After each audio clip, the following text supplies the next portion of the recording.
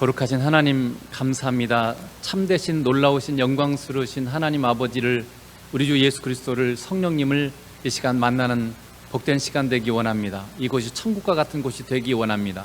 우리가 새로워지는 시간 되기 원합니다. 성장하는 시간 되기 원합니다. 삶의 모든 문제들의 해답을 받는 시간 되기 원합니다. 주님과 함께하는 행복을 누리는 귀한 시간 되기 원합니다. 예수 그리스도께서 우리의 주님 되심을 기뻐하며 감사하며 세상을 이길, 그리고 세상을 복되게 할 사람으로 세워주는 귀한 시간 되기 원합니다. 주께서 우리 각자에게 주시는 음성을 듣기 원합니다. 순종하며 살기 원합니다. 주님, 성령님을 통해서 우리에게 말씀하시옵소서. 감사하옵고 예수님 이름으로 기도드리옵나이다. 아멘. 지난주에 우리가 스데반이 돌에 맞아서 순교하는 장면을 봤죠. 왜 하나님께서는 순교를 허락하시는 건가? 또 오늘 그 본문에 보는 것처럼 하나님은 왜 불신자들이 믿는 자들을 핍박하는 것을 막아주시지 않는 건가? 만약에 여러분, 내 가까운 친척이 선교사로 나갔는데 선교 갔다가 순교당했다, 이러면 여러분 어떤 생각이 들 것 같습니까? 사실은 저도 제가 과거에 집사 시절에, 평신도 시절에 저희 홍릉읍교회 다녔는데 한 분이 선교사로 나갔다가 한 2년인가 열심히 언어 공부하고 그러다 암에 걸렸어요. 암에 걸려가지고 돌아와서 이렇게 치료받고 이러다가 그냥 돌아가셔 버렸어요. 선교 하나도 못하고 언어만 열심히, 죽도록 언어만 그렇게 열심히 배우고 이렇게 했는데 그러다가 돌아가셔 버리니까 이게 도대체 뭐냐, 굉장한 의문. 왜 하나님은 그렇게 하셨을까라는 굉장히 그런 의문이 계속 있었죠. 이 세상 만물을 하나님께서 지금 다스리고 통치하신다고 하는데 무엇을 목표로 해서 하나님은 이끌어 가시는 건가?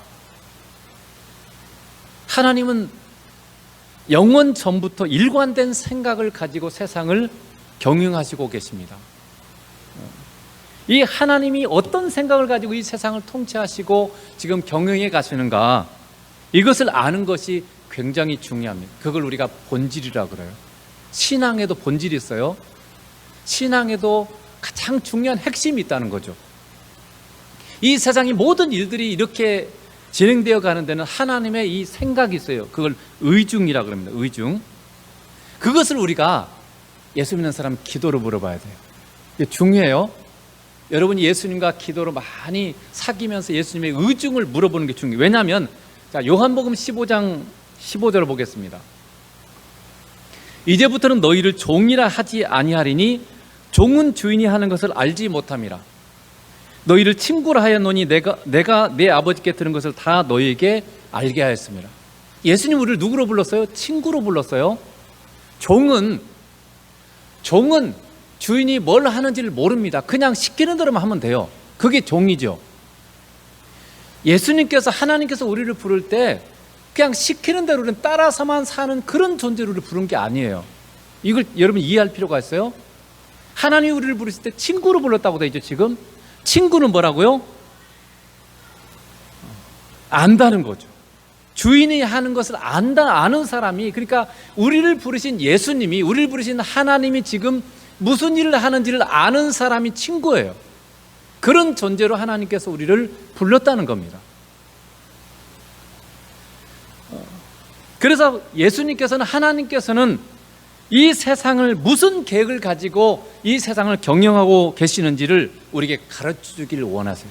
물론 세부적인 것까지 다 알려주지 않을지 모르지만 큰 틀에서 하나님이 뭘 원하시는지 우리에게 알게 하심으로 말미암아 기쁨으로 이 일에 우리가 동참하기를 원하세요. 친구는 동역자입니다. 함께 일하는 자지 종이 아니에요. 달라요. 그래서 우리가 신앙은, 제가 자꾸 말씀드렸지만 하나님은 사장이고 우리는 종업원이 아니에요. 그런 관계로 우리를 부른 게 아니에요. 그런 점이 없는 건 아니에요. 그렇지만 하나님께서 우리를 부를 때 우리를 동역자, 친구, 아들, 그리고 신부로 불렀어요. 다 어떤 대상입니까? 사랑의 대상이고 함께할 대상이지, 너는 내가 하는 대로 시키는 대로만 하면 돼, 옛날에 그 가부장적인 조선시대처럼 그렇게 우리를 부른 게 아니라는 거죠. 이걸 여러분 이해하는 게 굉장히 중요한 겁니다. 그러므로 여러분, 예수님이 정말 우리와의 만남을 즐거워하시고 우리를 친구처럼 친밀하게 우리와 만나고 교제하고 그러길 원하세요. 마음을 소통하고 나누길 원하세요. 그래서 우리의 모든 이 말씀을 읽을 때도 그렇고 예배도 그렇고 기도도 그렇고 자꾸 주님과 많은 말을 나눠야 돼. 마음을 질문을 많이 해서 질문. 저는 질문을 잘 생각을 못해서 그래서 질문을 주세요라고 기도하기도 해요. 내가 뭘 알아야 되는지. 의구심이 없으면 생각이 없는 거예요. 더 할 수가 없어요. 내가 뭘 모르는지를 알아야, 그래야 주님 앞에 질문, 이걸 내가 모르겠는데 주님 가르쳐 주세요. 요한복음 15장에 보면 성령님 뭐라고? 성령님 우리에게 모든 것을 가르쳐 주신다고 되어 있어요. 그러니까 우리가 물어보면 다 대답해 주시는데 그게 물론 즉각적인 응답은 아닐지 모르지만 반드시 응답해 주세요. 근데 안 물어봐요. 너무 생각이 없어요. 그냥 사는 거예요. 그러나 예수님께서 우리를 친구로 불렀다는 걸 여러분이 기억한다면 많이 주님과 대화하세요. 많이 물어보세요. 그렇다면 하나님께서 왜 우리의 이 핍박당함을 허락하셨을까라는 이 질문에 대해서도 여러분이 이 말씀을 읽을 때 질문을 던져야 돼요. 왜 하나님 그냥 핍박당하는 것보다, 이렇게 물론 그렇게 받아들일 수도 있겠지만 왜 하나님이 그렇게 하실까? 여러분 인생에도 여러 가지 일들을 만나면 그런 것도 질문해야 되는 거죠. 왜 하나님이 이렇게 하셨어요? 따지는 게 아니라 알고 싶어서. 뭔가 하나님은 선한 걸 하시는 거잖아요. 근데 그걸 알고 싶어서 내가 그래서 적극적으로 더 자원함으로 순종할 수 있도록 주님 알려주세요. 그러니까 우리가 그걸 주님께 묻는 것도 더 주님을 사랑하고 더 주님을 자원함으로 따라가기 위해서 그렇지 막 따져가지고 뭐 덤비고 이렇게 하려고 하는 게 아니죠. 그래서 우리 마음의 태도가 굉장히 중요해요. 그래서 왜 우리의 핍박을 당함을 허락하셨을까? 그것은 첫째 우리에게 중요한 메시지가 있어요. 자, 하나님이 친히 행하시는데, 자, 8장 1절에 보면 사울은 그가 죽임 당함을 마땅히 여기더라. 그가 누구냐면 스데반이에요. 스데반이 죽임 당한 거, 돌에 맞아 죽었잖아요. 그걸 마땅히, 사울은 지금 변화되기 전 바울이죠. 나중에 이 사울이 변해서 바울이 유명한 사도 바울이 됩니다. 이게 바울이기 전에 이름이 원래 사울이었어요. 그래서 이 사울이 스데반이 돌에 맞아 죽은 게 마땅하다고 생각했다는 거죠. 그날에 예루살렘에 있는 교회에 큰 박해가 있어 사도 외에는 다 유대와 사마리아 모든 땅으로 흩어지니라. 그러니까 예루살렘의 교회에 큰 박해가 일어났어요. 핍박이 일어났죠. 그래서 모든 사람들이, 사도들 말고는 대다수의 성도들이 다 다른 땅으로 흩어져 버렸다는 거예요. 교회가 풍지박산 난 거예요. 한마디로 말해서. 자, 스데반이 돌에 맞아 죽던 그날이었어요. 그날에 큰 박해가 일어나서 누가 그랬겠어요? 사단이 믿지 않는 불신자를 통해서 교회를 박살내고 교회를 핍박한 거죠. 그래서 이 박해 때문에 사도들 말고는 다 흩어져 버렸어요. 예를 들면 지금 5,000명, 3,000명 이렇게 막 변화가 일어났잖아요. 그러니까 10,000명도 막 넘게 이렇게 모이던 교회가 어느 날 갑자기 다 흩어져 버리고 한 20명 남은 그런 교회가 됐으니까 얼마나 이게 쓸쓸하고 뭐가 좀 그럴 수가 있겠죠. 근데 이 박해가 어떤 박해를 했습니까? 어떤 박해를 했냐면, 자, 8장 3절에 보면 자세히 봐보세요. 사울이 교회를 잔멸할 때 각 집에 들어가 남녀를 끌어다가 옥에 넘기니라. 그러니까 사울이 예루살렘에 집들이 있어요. 집들인데 그렇게 예루살렘이 크지 않아요. 근데 집집마다 돌아다니면서 수색을 했어요. 집집마다 돌아다니면서 예수님 믿는 사람은 다 잡아다가 감옥에 쳐 집어넣었어요. 만약에 지금 우리나라에서 집집마다 다니면서 예수님 믿는 사람을 잡아다가 감옥에 가두고 재산과 그리고 우리가 가진 모든 것을 몰수한다면, 다 가져가 버린다면 여러분 어떻게 하시겠습니까? 우리의 인생에도 그런 날이 올 수도 있다는 걸 여러분 기억하시기 바랍니다. 왜냐하면 예수님께서는 우리가 이 세상에서 환난을 당하나 담대하라 그랬죠. 예수 믿는 사람들에게는 언제든지 그런 일이 일어날 수 있어요. 언제 마지막 시대가 될지 모르고 그런 일이 얼마든지 일어날 수 있습니다. 우리의 과거의 선배들은 정말 그런 일을 많이 당했어요. 그때 우리는 어떻게 해야 될지 미리 생각해 봐야 돼요. 나는 만약에 지금 이 예루살렘 교회 성도들처럼 만약에 예수 믿는 사람을 다 잡아다 감옥에 가두고 우리의 직장 다 빼앗아 버리고 자유를 다 박탈당하고 이렇게 된다면 나는 그때는 어떻게 할 건가? 그때도 나는 여전히 나는 모든 걸 잃을 때도 난 예수님을 믿습니다. 그렇게 여러분 그 핍박당하고 감옥에 기꺼이 가겠습니까? 어떻게 하겠습니까? 만약 그런 일들이 여러분의 삶 가운데 지금 닥쳐온다면 여러분은 어떻게 대응하겠냐는 거죠. 그래서 그것에 대해서 미리 생각해보고 내가 그걸 감당할 만한 믿음이 못 되면 기도해야 돼요. 그때도 여전히 내가 주님을 배신하지 않고 여전히 그때도 주님을 바라보고 그때도 주님을 사랑하고 순종하는 그 길로 내가 걸을 수 있는 은혜를 주세요. 이렇게 여러분이 기도를 미리 해야 됩니다. 그래야 하나님이 은혜 주시는 거죠. 핍박이 일어날 때 주님은 우리에게 어떻게 하라고 했나요? 자, 마태복음 10장 23절은 우리가 생각하는 것보다 다른 게 말씀하셨어요. 이 동네에서 너희를 박해하거든 저 동네로 피하라. 내가 진실로 너희에게 이르는 이스라엘 모든 동네를 다 다니지 못하여서 인자가 오리라. 그러니까 우리를 박해하고 핍박하면 어떻게 해요? 도망치라는 거예요. 다른 데로 도망치라고.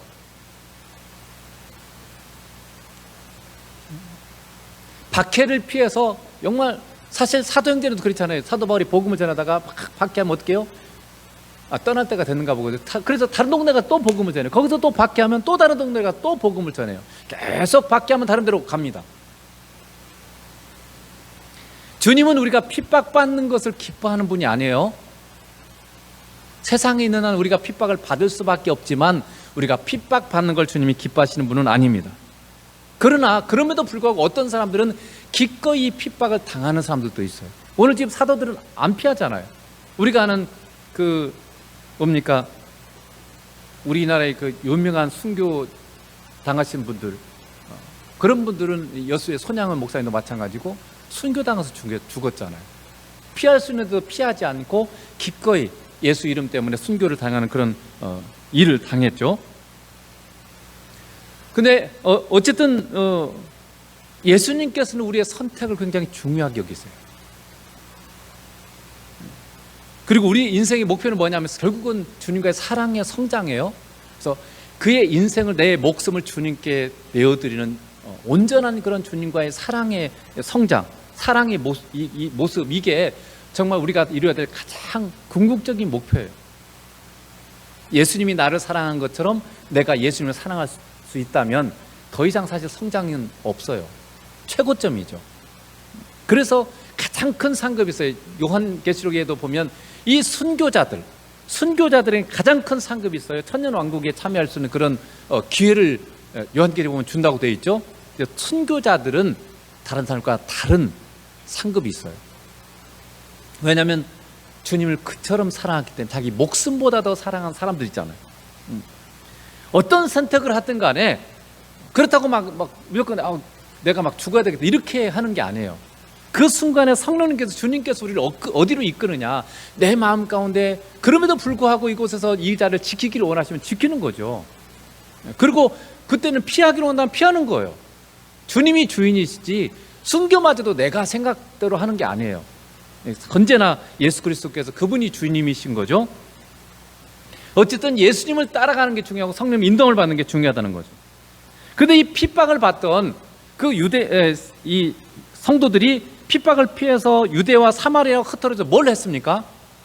그들이 8장 4절에 보면 이렇게 되어 있죠. 그 흩어진 사람들이 두루다니며 복음의 말씀을 전할세라고 되어 있어요. 그러니까 그들이 예루살렘에만 있었으면 어떻게 했어요? 예루살렘만 전도했겠죠. 근데 이 핍박이 터지면서 이 사람들이 유대 여러 지방과 사마리아까지 가서 거기서 복음을 전했다고 되어 있어요. 그러니까 핍박을 당하는 성도들은 굉장히 어려운 시간을 보내는 것 같지만 하나님께서는 그 핍박을 통해서 불신자를 구원하는 선교를 행하고 계셨던 거예요. 이게 놀라운 하나님의 계획이죠. 당시 예루살렘 교회 성도들은요 전혀 생각을 못했어요. 근데 그들은 생각하지 못했지만 하나님은 민족 복음화 그리고 세계 선교를 하나님께서 친히 지금 진행하고 계셨던 거죠. 그 당시에 이 사도들이, 이 사람들 생각을 못했어요. 그냥 예루살렘에서 열심히 신앙생활하고 그러면 될 줄 알았어요. 근데 하나님께서 이 핍박을 허락하심으로 말미암아 유대 전체 지역 그리고 사마리아, 나중에는 이방인까지 이 선교를 하나님께서 친히 진행하고 계셨다는 우리가 알 수가 있죠. 그것도 사단이 불신자를 통해서 믿는 자를 핍박하는 그 핍박을 통해서 하나님께서는 그 일을 진행하고 계셨다는 거죠. 이것이 우리가 이해하지 못하는 하나님의 지혜고 능력입니다. 그래서 이사야 55장 9절에 이렇게 했죠. 이는 하늘이 땅보다 높음 같이 내 길은 너희 길보다 높으며 내 생각 너희의 생각보다 높음이니라. 여러분, 우리가 하나님을 다 이해할 수 있다고 교만하면 안 돼요. 우리는 절대 하나님을 다 이해할 수 없습니다. 우리의 모든 하나님이 행하는 모든 것을 다 우리가 다 이해할 수 있는 게 아니에요. 그렇지만 적어도 하나님의 마음은 이해할 수 있어요. 큰 틀에서의 그분의 마음만 이해하면 얼마든지 그걸 이겨낼 수 있는 거죠. 그러므로 여러분, 우리 믿는 자들에게 일어난 어떤 일도 버릴 게 없어요. 내가 생각할 때는 이게 힘든 일이고 어려운 일이에요. 핍박이 뭐 좋은 일이겠어요? 그렇지만 그 일을 통해서 하나님은 우리가 알지 못하는 놀라운 일을 하나님은 행하고 계세요. 내 눈에 보이지 않고 내가 이해하지 못하지만, 그러나 하나님께서는 놀라운 일을 지금 행하고 계시다는 거죠. 이게 우리의 믿음이에요. 눈에 보이지 않는다고 해서 하나님 놀고 계신 분이 아닙니다. 내가 이해하지 못한다고 해서 하나님은 아무것도 하지 않는 분이 아닙니다. 뭔가 내가 이해할 수 없는 놀라운 일을 하나님께서 지금 친히 진행해가고 계세요. 그게 지금 세상을 통치하시는 분이 누구세요? 하나님이세요. 그래서 뭔가 지금 이 우크라이나 러시아의 전쟁, 또 튀르키의 지진, 뭔가 미얀마의 내전, 우리가 이 세상에 많은 사건, 사고들, 질병들, 수많은 일들이 지금 벌어지고 있죠. 그러나 그 너머에는 물론 그 직접적인 원인은 사람의 잘못된 선택, 악한 영의 역사, 이런 여러 가지 것들이 있겠지만, 그러나 그 너머에서 큰 틀에서 뭔가 하나님이 그분의 일을 진행하고 있다는 거죠. 그래서 여러분, 여러분의 삶 가운데서 일어나는 모든 일들이 뭔가 주님께서 놀라운 일을, 놀라운 선한 일을 행하고 계심을 여러분 믿고 있습니까? 그것을 믿기 때문에 우리가 이해하지 못해도 범사에 감사하는 거예요. 그냥 감사하라니까 의무적으로 감사하는 것도 믿음일 수 있겠죠. 그렇지만 이 믿음, 내가 이해하지 못하지만 내가 이해할 수 없는 그분께서 뭔가 놀라운 일을 지금 선한 일을 행하고 계시다, 이걸 여러분 믿으면 어떻게 해요? 감사가 되는 거죠. 이해 못해도. 실제로 그런 일이 너무 많잖아요. 의무가 아니라 믿음과 소망으로 우리가 얼마든지 감사할 수 있는 거죠. 그분의 실력을 믿고 그분의 지혜를 믿고, 하늘이 땅보다 높은 같이 우리와는 비교할 수 없는 지혜를 가지신 그분이, 하나님께서 뭔가 지금 일을 하고 계시다는 걸 믿기 때문에 내가 감사하는 거죠. 이건 다르죠. 그냥 감사하라니까 그냥 의무적으로 감사하는 것과 그 하나님의 그 선하심을 믿고 그분의 지혜를 믿기 때문에 내가 감사하는 것은 달라요. 그건 뭡니까? 신뢰 때문에, 그분 알기 때문에, 신뢰함 때문에 내가 감사하는 거죠. 그렇다면 우리에게 드는 질문이 하나 있을 수 있죠. 하나님은 그분의 뜻을 이루기 위해서 우리를 도구로 사용하시는가? 부정적으로 질문을 던져보면 하나님 우리를 소모품처럼 사용하시는 건가? 옛날에 제가 람보라는 영화를 본 적이 있는데, 그 람보에 보면 그 베트남 젊은 여자 이렇게 배 위에서 이렇게 이야기를 하는데, 람보가 그런 말을, 자기는 그 국가를 위한 소모품에 불과하다. 국가가 뭔가 하는 데 있어서 그냥 소모품처럼 그런 소모품에 불과하다고 이렇게 얘기를 하죠. 그렇다면 과연 하나님께서도 그러시는 분이신가라는 걸 우리가 살펴볼 필요가 있는 거죠. 그런데 여러분, 스데반이 돌에 맞아 죽기 전에 하나님께서 하늘 문을 열어주셨죠. 하늘 문을 열어주시고 하나님의 영광과 및 예수님을 보여주셨습니다. 자, 사도행전 7장 55절 보세요. 스데반이 성령 충만에 하늘을 우러러 주목하여 하나님의 영광과 및 하나님께서 하나님 우편에 서신 것을 보고, 성령님께서 열어주신 거예요. 성령 충만해서 성령님이 스데반이 지금 하늘을 바라보게 만들고, 하늘을 바라보니까 하늘이 열렸어요. 그리고는 하나님의 영광을 보게 하셨고, 하나님 우편에 계신 예수님을 보게 하셨어요. 스데반에게. 이 본문이 여러분 어떻게 느껴집니까? 저는 이렇게 해석이 됐어요. 하나님께서 그분의 영광의 충만함을 보여주셨고, 아름다우신 우리의 신랑 예수님을 보게 하심으로 말미암아 스데반이 하나님 아버지와 우리의 신랑 예수님이 계시는 천국을 열망하게 하셨어요. 그래서 스데반은 어서 빨리 아버지와 주님 계신 그 영광스러운 하나님의 나라에 가고 싶은 열망으로 가득 찬 거예요. 저는 그렇게 그게 읽어져요. 성령님께서 지금 스데반이 돌에 맞은 이 고통스러운 그걸 당하기 전에 하나님께서 이 천국의 이 놀라운 소망을 강력하게 주신 거죠. 여러분, 우리는 예수님을 믿으면서 너무나 이 세상의 삶에만 국한해서 생각하는 경향이 있습니다. 하나님의 목표는요, 우리와 함께 영원한 사랑으로 그분의 나라에 사는 거. 우리는 지금 이 땅이 뭐예요? 나그네와 외국인이라. 지금 우리는 이 땅에서 나그네와 외국인이에요. 여행객이에요. 그래서 빌립보서 3장 20절에 뭐라고 되어 있습니까? 그러나 우리의 시민권은 하늘에 있는지라 거기로부터 구원하는 자 곧 주 예수 그리스도를 기다리니.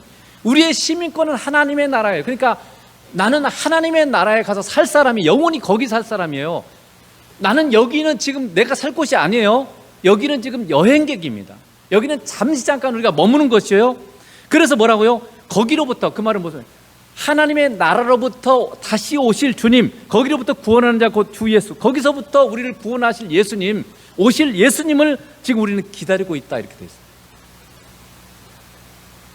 그러니까 우리가 목표할 곳은 하나님의 나라입니다. 천국이에요. 우리의 시민권은 하늘에 있고 우리는 하늘에서 오실 구원자 예수님을 기다리는 사람들입니다. 이게 예수 믿는 자의 정체성이에요. 예수님이 다시 오시면 우리는 하늘에 가서 주님과 영원한 가장 놀라운 사랑을 나누게 되고 가장 행복하고 즐거운 삶을 살게 될 것입니다. 하나님의 나라는 우리가 이 땅에서 누릴 그 어떤 것과도 비교할 수 없이 영광스럽고 아름다우며 복된 곳입니다. 그렇기에 스데반이 하나님 나라에 있는 하나님 아버지와 예수님의 영광을 보고 그것에 대한 열망으로 가득 차서 돌에 맞아 죽는 고통을 능히 이길 수 있었던 것이죠. 여러분, 지금 죽어서 천국 가도 좋습니까? 우리에게 그 소망이 있어야 돼요. 지금 나와 함께 하신 주님과 함께하는 이 사귐, 이걸 누릴 뿐만 아니라 지금 나는 주님이 만약에 나를 오라 그러면 아멘, 제가 지금 가겠습니다, 이럴 준비가 돼요. 여러분이 정말 하나님의 나라의 소망으로 가득 차서 다시 오실 주님, 그분과 함께 영원히 살 천국을 지금 어서 가고 싶은 그런 열정과 소망 여러분 안에 있어야 돼요. 이게 예수 믿는 삶입니다. 제가 말씀드렸죠. 우리는 두 가지 형태의 예수님을 믿어야 된다. 하나는 지금 우리와 함께 하시는 예수님, 또 하나는 다시 오실 예수님. 만약에 우리와 함께 하신 이 예수님에만 집중하면 뭐가 돼요? 우리 자꾸 이 땅에만 한정돼요. 자꾸 우리 생각 여기만 머물러요. 근데 다시 오실 예수님을 또 바라봐야 되죠. 우리는 이 땅은 잠시 잠깐 있는 삶이고 사실은 하나님의 나라에서 예수님과 결혼해서 영원히 하나님의 나라 살 거잖아요. 그러니까 그 나라를 소망하고 살아야 돼요. 근데 저도 그렇게 생각해 보니까 하나님의 나라에 대한 소망이 별로 없어요. 생각을 별로 안 해요. 그 나라가 얼마나 좋은 나라인지. 우리 진정한 보상은 하나님의 나라예요. 이 땅은 보상이 되지 않아요. 이 땅은 잠깐이고 진정한 보상, 영원한 보상은 천국이에요. 그래서 우리는 그 나라를 정말 소망하고 어서 오십시오. 요한계시록도 있죠. 주 예수에 어서 오십시오. 마라나타. 이게 우리 안에 있어야 되는 거죠. 그래서 골로새서에 보면 너희 마음을 어떻게 하라고? 너희 마음을 하늘에 두고 살라. 그러니까 우리 마음이 계속 하나님의 나라를, 하늘을 바라보고 하늘을 생각하며 살라, 그 말이에요. 그래도 여러분 살아가면서 하나님 나라, 하늘 얼마나 생각하고 삽니까? 거의 생각이 없죠. 그냥 이 땅에서 이런 일 저런 일, 이런 일 어떻게 해결할까, 이런 문제들로 가득 그것만 가득 차 있지 하나님 나라에는 소망이 없어요. 그러니까 내가 죽는 것이 저주야. 죽으면 안 돼. 그 순교도 저주처럼 생각하는 거죠. 가장 영광스러운 것이고 주님이 보고 싶어서 너무나 주님을 사랑하는 사람을 그때 데려가는 거예요. 순교가 가장 주님을 사랑하는 사람, 너무 자기를 사랑하고 주님께서 너무 사랑하기 때문에 어서 보고 싶어서 바로 데려가는 게 순교예요. 어떻게 보면 그건 영광이죠. 저주가 아니에요. 근데 우리 모두는 이 땅을 떠나는 게 마치 죽으면 절대 돼서는 안 되는 것처럼 그렇게 여기는 것이 경향이 있어요. 그래서 우리의 목표는 천국입니다. 이 땅과 비교할 수 없는, 하나님께서 예수 그리스도의 십자가를 통해서 이루신 모든 것을 완벽하게 온전하게 누리게 될 그곳이 바로 하나님의 나라죠. 영원한 하나님의 나라. 이 땅에서, 그래서 고린도후서 보면 돼 있죠. 지금 우리가 받는 환난에 경한 것이 크고 영원한 영광에 중한 것을 이루게 합니다. 그러니까 우리가 지금 이 땅에서 당하는 환난 이런 것들이요, 지극히 작고 가벼운 거라는 거예요. 하나님이 주실 영광스럽고 크고 놀라운 것에 비하면 아무것도 아니라는 거죠. 만약 여러분 로또 미국 같은 데는 막 몇 초 경까지 막 나오던가 그래요. 몇 조 뭐 이렇게 몇십 조 뭐 그러잖아요. 그럼 막 그 로또 복권 이제 막 계속 미국은요, 이게 당첨이 안 되면 그게 못해져가고 그 다음으로 넘어가요. 그러면 그게 점점 쌓여가지고 막 100조 이렇게 되면요, 야, 그거 인생 펴버리잖아요. 그러니까 그거 서로 막 사죠. 이걸 당첨되려고. 만약 여러분 1년 후에 진짜로 1,000억이 여러분한테 주어진다면 어떻게 하겠어요? 세상 살만 나겠죠? 1,000억 주는데 대신에 너 하루에 한 끼만 먹고 살아라, 1년 동안. 그러면 살 수 있겠어요, 없겠어요? 저 같으면 살겠어요? 얼마든지 살죠. 아직 거 1년만 참아보자. 1년 후에 1,000억 나오는데 뭐 문제겠어요? 얼마든지 가능하죠. 그러니까 이게 이 소망이라는 게 그렇게 강력한 거죠. 그런데 우리가 가질 하나님의 나라는요, 비교할 수 없어. 이 땅의 거는 비교할 수 없는 너무나 영광스럽고 아름다운 곳이죠. 그 놀라운 나라가 지금 우리를 기다리고 있어요. 내가 이 땅을 떠나는 순간 거기 들어가는 거예요. 근데 왜 죽음이 저주가 되냐고요. 어서 죽기 원합니다. 이렇게 해야 되죠. 사실은 어서 주님 뵙기 원합니다. 오늘이라도 가겠습니다. 불러주세요. 이렇게 해야 마땅한 거죠. 근데 여러분 지금 와라 그러면 안 돼요. 큰일 나요. 이렇게 여러분 생각하면 이 믿음 생활 지금 제대로 잘못하고 있는 거죠. 사실은 우리가 정말 하나님께서 복음 안에서 우리에게 이뤄놓은 것을 여러분 제대로 안다면 어서 가고 싶습니다. 요한계시록에 말한 것처럼 주 예수 어서 오십시오. 이 말이 당연히 나와야 되는 거죠. 복음을 잘 모르다 보니까 그냥 그러면 안 되는 것을 우리가 생각하는 거죠. 그러면 이제 우리가 이 땅이 우리의 삶에 대한 하나님의 궁극적인 의중은 뭡니까? 왜 우리를 이 땅에 하나님께서 두셨습니까? 이 땅은요, 주님과의 동행을 통해서 주님과 사랑을 키워가는 과정이에요. 여러분 우리가 예수님의 신부잖아요. 신부로 단장하고 훈련하는 기간이에요. 제가 어제 우리 고등학교 친구 딸 결혼식이 대전에 있어서 멀리지만 어쩔 수 없이 가게 됐습니다. 가게 되는데 가면서 이제 주님과 좀 사귐을 차속해서 이렇게 사귐의 시간을 가졌어요. 그러면서 이런 질문을 던졌어요. 우리가 주님을 얼마나 사랑하는지 어떻게 알 수 있습니까? 이렇게 이제 질문을 던졌어요. 그런데 그때 탁 드는 생각이 뭐냐면 지혜죠. 저는 그런 식으로 많이 주님 응답을 해주세요. 사람 사이의 사랑을 생각해봐라. 이렇게 그런 생각이 왔어요. 여러분, 내가 내 배우자야 될 사람 또는 내 배우자, 이 사람이 나를 정말로 사랑하는지 어떻게 알 수 있어요? 어떻게 확인할 수 있나요?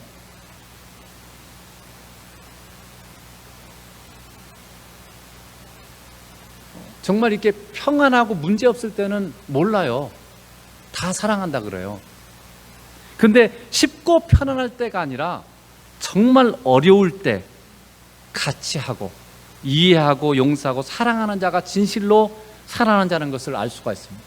정말 여러분이 어려울 때 누구도 이해해 줄 수 없을 때 나를 이해해 주는 사람, 누구도 나를 용서해 줄 수 없을 때 나를 용서해 주는 사람, 누구도 내 곁에 있고 싶지 않을 때 내 곁에 있어주는 사람, 그 사람 진짜로 나를 사랑하는 사람. 그렇잖아요? 주님은 어떤 순간에도 우리를 떠나지 않잖아요. 우리를 사랑하시고 우리를 돌보십니다. 내가 결코 너희를 떠나지 않겠다. 히브리서 13장에 그렇게 약속해 주셨죠. 우리가 주님을 고통스럽게 만드는 실패와 죄를 범했을 때일지라도 주님은 결코 우리를 떠나지 않으세요. 아무리 우리가 예수님을 실망시켜드리고 예수님을 마음을 아프게 만들지라도 주님 우리를 떠난 적이 없으세요.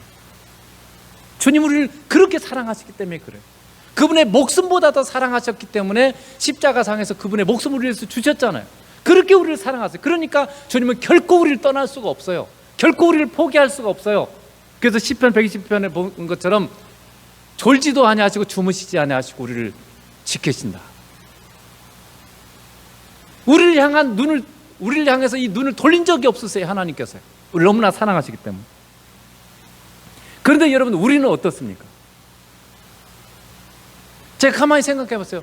때로는 내가 귀찮다고 순종하는 적이 많아요. 기도해야 되는데 오늘 피곤하게 그냥 하지 말자. 그렇죠?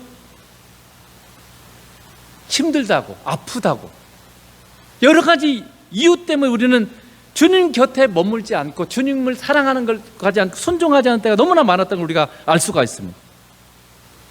여러분 진짜 힘들 때도 여러분 주님 힘들고 핍박당할 때도 여전히 여러분 주님 곁에 머물며 주님을 사랑합니까? 그게 지금 나의 삶을 여러분이 점검해야 돼요. 내가 얼마나 주님을 사랑하는지. 이거 실질적인 얘기지 그냥 관념적인 생각 속의 얘기를 묻는 게 아니에요. 내가 정말 힘들고 어려울 때, 정말 주님이 나를 필요로 할 때 나는 주님 곁에 머물면서 주님을 사랑했는가?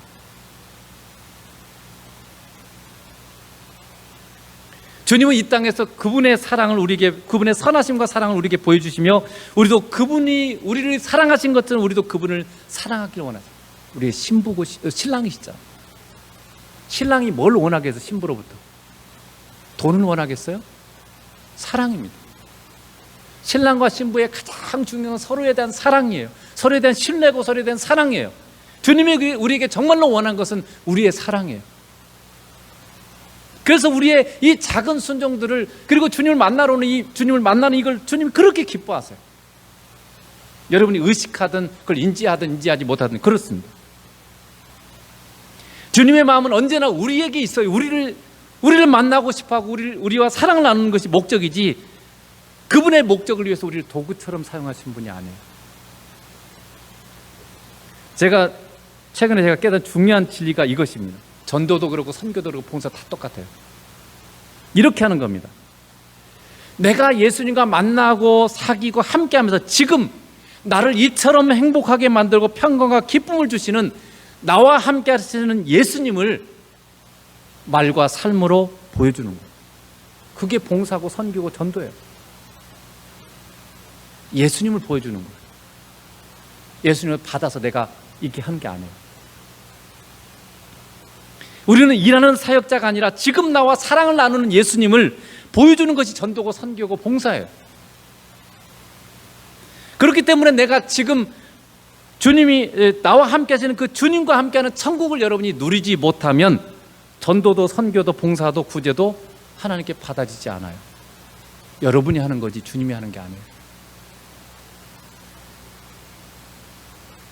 그래서 천국은 우리가 주님과 얼굴을 맞대고 만나고 사랑을 나누는 곳입니다. 고린도서 13장 12절에 이렇게 되어 있죠. 우리가 지금은 거울로 보는 것 같이 희미하나 그때는 얼굴과 얼굴을 대하여 볼 것이요, 지금은 내가 부분적으로 하나 그때는 주께서 나를 아신 것 같이 내가 온전히 알리라. 지금 이 거울은 옛날에 동경이라고 그랬죠. 구리 거울이라 희미하게 흐릿하게 이 그 몸 아웃라인만, 이 전체적인 윤곽만 보이는 거죠. 근데 주님과 얼마나 이게 천국에서는 이 얼굴과 얼굴을 맞대고 봐요. 주님이 나를 아는 것 같이 온전히 알아요. 왜요? 그렇게 주님과 우리의 사귐이 깊어요. 감추지 않아요. 온전히 서로를 드러내는 그런 온전한 사귐이 있어요. 온전한 사랑의 사귐이 있어요. 이게 천국이라는 거죠. 주님과 우리의 사귐이 얼마나 깊었으면 주님이 우리를 아는 것처럼 우리도 주님을 알까요? 그게 천국에서 주님과 우리가 나눌 이 놀라운 사귐의 사랑인 거죠. 이 복된 영원한 사랑의 결혼을 목표로 해서 하나님은 이 세상을 이끌어가고 있습니다. 그래서 그분의 모든 목적은 우리와 주님과의 만남, 그리고 주님과의 사랑의 성장이에요. 그러니까 더 주님을 기쁨으로 만나고, 그리고 주님을 더 사랑하는 사람으로 성장하는 이것을 목표로 해서 지금 이 모든 세상 일들을 하나님께서 지금 경영해 가시고 이끌어 가신다는 거죠. 여러분, 이 땅의 삶의 목표는 뭡니까? 세상에서 행복하게 사는 겁니까? 성공해서? 자녀들에게 똑같죠. 공부 열심히 시키는 이유가 뭐예요? 좋은 직장 들어가서 돈 많이 벌어서 건강하게 행복하게 살아, 세상에서 성공해서 살아라, 이게 목표잖아요. 그런데 하나님의 목표는 그게 아니고, 하나님이 세상을 창조한 이유, 우리를 만드신 이유가 그게 아닌 거죠. 우리가 주님을 더 많이 만나고 더 깊이 사랑하는 사람으로 세워가기 위해서 하나님이 우리를 창조하셨고 우리를 만드셨어요. 그리고 세상을 그렇게 이끌어가고 계세요. 신앙은 다른 게 아니에요. 주님을 더 많이 만나고 또 주님을 더 깊이 사랑하는 사람으로 성장하는 것, 이것이 지금 목표라는 거죠. 그 일에 여러분의 신앙이 지금 여러분의 인생을 통해서 지금 그쪽으로 지금 전진해 나가고 있고 성장하고 있냐는 이 말이죠. 일 열심히 하고 뭐 이것저것 많이 하고, 그건 부수적인 겁니다. 진짜 중요한 핵심 본질은 내가 주님 얼마나 더 자원함으로 만나고 있는가, 얼마나 주님을 더 사랑하는 사람으로 내가 성장해 가고 있는가, 이걸 여러분이 점검해야 된다는 거죠. 두 번째는 주님께서 우리에게 구원을 주시고 싶어 하십니다. 자, 사도행전 8장 7절에 보면 많은 사람에게 붙었던 더러운 귀신들이 크게 소리를 지르고 나가고 또 많은 중풍병자와 못 걷는 사람들이 나으니 그 성에 큰 기쁨이 있더라. 성령님께서 빌립도 흩어진 사람 중에 한 명이었죠. 7 집사 중에 한 명인데 이 빌립이 복음을 전하자 성령께서 능력을 어떻게 했어요? 귀신들이 떠나가고 중풍병자나 걷지 못하는 사람을 걷게 만드셨어요. 복음서에 보면 예수님이 가시는 곳마다 어떤 일이 일어났어요? 귀신들이 쫓겨가고 모든 질병들이 치료를 받고 그리고 감사의 찬송이 있었어요. 하나님께 영광 돌리는 일이 있었어요. 사도행전에서도 보면 사도들이 복음을 전하는 자마다 귀신들이 쫓겨가요. 병자가 치료받았고 기쁨이 있었어요. 이게 뭘 의미하는 줄 아십니까? 왜 그렇게 하실까요? 이것은 예수 그리스도의 복음을 전함으로 말미암아 예수님이 임재하는 곳, 예수님이 통치하시는 곳의 특징을 말하는 거예요. 특징. 예수님이 임하신 곳, 예수님과 함께하는 곳의 특징이에요. 예수님이 임하는 곳에는요 귀신이 있을 수 없어요. 거룩하신 주님이 통치하시면 어둠의 세력인 귀신이 떠나갈 수밖에 없어요. 그리고 병도 떠나갈 수밖에 없어요. 천국에 병이 있어요, 없어요? 없습니다. 천국에 귀신이 있어요, 없어요? 없습니다. 천국에 기쁨이 있어요, 없어요? 있습니다. 그러니까 예수님이 천국이 천국인 이유는 예수님이 통치하시기 때문에 그래요. 예수님이 거기에 온전하게 충만히 임재하시기 때문에 천국인 거예요. 그러니까 예수님이 우리와 함께 하시고 예수님이 점점 우리와 함께 하시면요 천국이 이 땅에 임하는 거예요. 천국이 온전한, 우리가 부족하기 때문에 온전한 천국은 임하지 않을지 모르지만 천국의 어느 정도의 맛은 우리가 이 땅에서 볼 수 있도록 임하는 거죠. 그래서 예수님은 구원자시고, 구원자란 말은 자유롭게 하시는 분이라는 뜻이기도 해요. 중요한 의미입니다. 예수님은 죄로 말미암아 우리를 지배하는 사단으로부터 우리를 구원하시고 자유케 하시고 병으로부터 우리를 구원하시고 주님이 통치하시는 천국의 기쁨을 여러분 임하게 하는 분이십니다. 주님이 우리에게 주시길 원하는 것은요 구원이고 그게 자유예요. 갈라디아서 5장 1절을 보세요. 그리스도께서 우리를 자유롭게 하시려고 자유를 주셨으니 그러므로 굳건하게 서서 다시는 종의 멍에를 매지 말라. 예수님이 우리에게 뭘 주셨어요? 자유예요. 자유. 여러분 자유란 말을 잘 모르고 있어요. 자유가 얼마나 소중한지를 잘 몰라요. 자유는 예수님만이 주시는 거예요. 세상은 우리에게 자유를 줄 수 없어요. 자유는 사단으로부터 우리를 자유케 하는 겁니다. 귀신으로부터 우리를 자유케 하는 거예요. 질병으로부터 우리를 자유케 하는 겁니다. 그 어떤 것도 우리를 지배할 수 없는 자유를 예수님이 주셨어요. 그러므로 여러분 아무것도 우리를 지배하게 해서는 안 됩니다. 귀신도 질병도 염려도 걱정도 돈도 성공마저도 그리고 감정도 심지어 가치관마저도 여러분 우리를 지배하게 하면 안 돼요. 우리의 진정한 주인은 예수님밖에 없어요. 우리 정경 목사님이 그 유튜브에 올렸죠. 저는 그게 굉장히 중요한 메시지를 담았다고 봐요. 어떤 의미에서 봤냐면 거기 이제 박리부가 사모님이 개를 키우라, 주님이 개를 키우라는 음성을 주셨다고 돼 있죠. 근데 저는 사실은 성경으로 볼 때 개를 애완견을 키우는 것은 성경적이지 못합니다. 왜냐하면 우리는 만물을 통치해야 될 사람이지 반려견 아니에요. 말 자체가 잘못됐어요. 반려견이란 말은 함께 살 동반자라는 뜻인데 사람이 아니고는 반려라는 말을 쓸 수 없어요. 반려라는 말은 오직 사람한테만 쓰는 동등한 인격적인 존재에게만 가능한 얘기입니다. 그래서 이 모든 동물은 사람이 통치하고 다스리고 돌봐줘야 될 대상이지 사랑의 대상이 아니에요. 동등한 사랑을 나눌 대상이 아니에요. 하나님과 우리만, 인간끼리만이 하나님이 허락한 사랑의 대상이지 그 이하의 존재들은 그냥 돌봐줘야 돼. 그리고 사랑으로 잘 돌봐주고 잘 될 수 있도록 그렇게 해야 될 대상이지 우리의 이 인격적인 사랑을 줄 대상이 아니에요. 그런 의미에 있어서 내가 그런 이제 이 성경이 분명한 이 가치관이 있죠. 그런데 예수님이 개를 키우라 가셨잖아요. 그래서 어떤 생각이 드냐면요, 언제나 주님이 주인 되셔야지.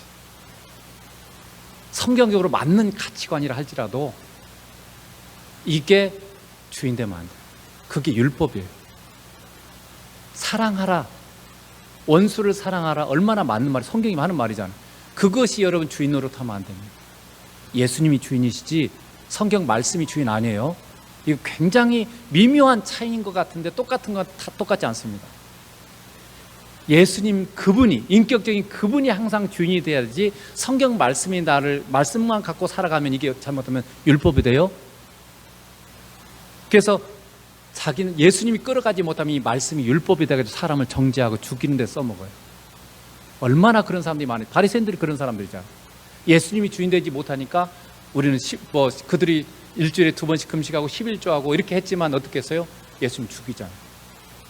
예수님이 주인 되지 못하니까 자기가 옳다고 하는 가치관으로 사람을 죽이고 있어요. 지금 스데반도 죽이는 이유가 그거예요. 하나님께서 사람을 죽이는 거예요. 그래서 언제나 주님이 나를 이끌어 가셔야지 나도 모르게 내가 정리한 말씀, 내가 정리한 것이 나를 이끌어 갈 수 있어요. 이거 조심해야 됩니다. 항상 조심해야 돼요. 그러면서 언제나 주님은요, 사람을 사랑하길 원하세요. 그렇죠? 개를 키우고 안 키우고 이게 중요한 게 아니고 개를 키움으로써 사람을 살릴 수 있다면 키우는 게 맞다는 거예요. 사람이 목적이에요. 사람을 살리고 사랑하는 게 항상 제일 중요해요. 그래서 사랑이 뭐라고? 최고법이고 하나님이 가장 기뻐하는 거예요. 내가 너희를 사랑하지 너희도 서로 사랑하라. 이게 가장 중심이에요. 우리의 삶의 모든 문제들이 사실 다투는 모든 문제가 뭡니까? 내 가치관이에요. 내가 옳다고 생각하는 것 때문에 다른 사람을 정죄하고 내가 맞으니까 너 따라와야 돼. 이렇게 해야 돼. 이렇게 하잖아요. 그래서 가정의 부부 싸움, 사람 사이의 싸움들 다 뭐 때문에 일어납니까? 가치관이에요. 내가 맞는데 너 왜 그렇게 안 해? 그게 중요한 게 아니고 예수님이 나를 그 순간 다스리고 있어야 되고, 예수님 언제나 어떻게 해요? 사람을 용서하고 용납하고 사랑하는 게 초점이에요. 그래서 예수님 우리에게 구원인 진정한 자유를 주시면 주님마저도요 우리를 지배하지 않습니다. 주님마저도 우리의 주인이시니까 어떻게 우리를 인격적으로 대함으로 말미암아 우리가 무엇이든지 자원함으로 하길 원하세요. 주님 우리를 강제로 한 적이 없어요. 항상 인격적이세요. 나의 선택을 존중해 주세요. 그래서 자원함으로 해야만 그게 순종이 되고 상급이 돼요. 나의 선택이잖아요. 내가 한 거잖아요.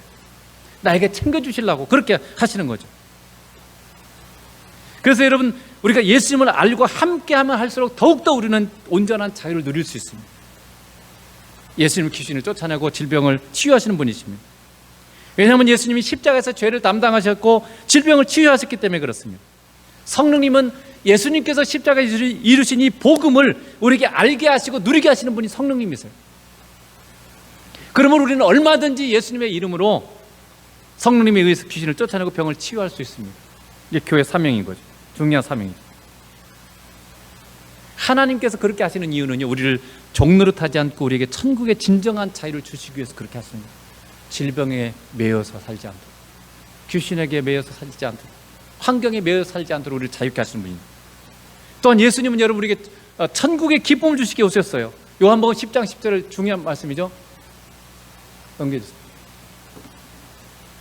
이거 말씀 잘 보세요. 도둑이 오는 것은 도둑질하고 죽이고 멸망시키는 것뿐이요 내가 온 것은 양으로 생명을 얻게 하고 더 풍성히 얻게 하려는 것이라. 여기 NIV 영어 성경에 보면 좀 재미있죠. 뒤에 보면 I have come that they may have life and have it to the full 이렇게 돼 있죠. 그러니까 예수님이 우리에게 오신 것은 영생 생명인데 이게 뭐냐면요, 천국의 삶이에요. 영생이 뭔지 아세요? 예수님 안에 있는 거, 하나님 안에 있는 거. 예수님과 함께하는 게, 예수님이 우리 안에 오셔서 우리가 영생이 있는 거죠. 예수님과 함께하는 삶이 영생이에요. 그러니까 예수님이 이 땅에 오신 것은 뭐라고요? 우리에게 천국의 삶을 주시고 그것을 온전히 누리도록, to the full이잖아요. 천국의 전부를 누리도록 하기 위해서 우리에게 오셨다는 거예요. 그래서 예수님이 통치하는 곳은 사랑이, 천국은 사랑으로 가득하죠. 그러니까 여러분, 예수님과 함께하는 자는 사랑을 풍성히 누리고 그 주님의 사랑으로 가득하기 때문에 가족을 사랑하고 사람을 사랑하게 돼요. 여러분이 아무리 내가 사랑해야지 해서 사랑이 되는 게 아니에요. 예수님과 함께하는 그 천국의 사랑을 주님으로부터 내가 누릴 때 그 사랑이 나를 통해 흘러가는 거죠. 예수님이 통치하는 천국은 평강과 기쁨으로 가득 찹니다. 그렇기 때문에 예수님과 함께하는 자는 평강이 있고 기쁨이 있어요. 여러분의 평강이 있죠. 세상은 요동하고 폭풍은 몰아쳐도 여전히 평강해요. 이게 예수님과 함께, 예수님과 지금 사는 사람들의 모습인 거죠. 예수님이 이 땅에 오신 이유가 뭐라고? 이 천국의 삶을 우리에게 주시기 위해서 오셔서, 그것도 온전하게. 그러므로 우리가 주님과 항상 만나고 교제하면 이 천국의 모습이 점점점 온전히 우리의 삶에 이루어지는 게 마땅한 겁니다. 예수 믿는데 그게 없으면 여러분 예수님 잘못 믿고 있는 거예요. 예수님은 지금 우리의 삶에 생생히 우리가 동의하면서 이걸 주님께서 오셨다는 거죠. 여러분의 삶에 지금 천국이 얼마나 이루어져 있습니까? 예수를 믿는 삶이라는 것은 단순히 봉사 열심히 하고 뭐 이런 게 아니죠. 예수님과 함께하는 천국을 이 땅에서부터 누리는 거죠. 그래서 예수님과 함께하는 게 너무나 복이고 행복한 거다. 이걸 알아야 우리가 예수님과 더 자꾸 만나게 되고 예수님을 더 사랑하게 되잖아요. 그래서 예수님과 사랑을 진전시키기 위해서 그렇게 하나님께서 하시는 거죠. 이 천국의 삶을 주시기 위해서 예수님이 오신 거죠. 그리고 복음 전도는 이 놀라운 주님과의 주님을 만나게 해서 그들도 주님과의 진정한 이 만남을 통해서 주님 주신 진정한 자유, 그리고 진정한 천국의 놀라운 삶을 주님과 함께 누리도록 해주는 게 바로 전도예요. 그러니까 얼마나 놀라운 것입니까? 기도하겠습니다.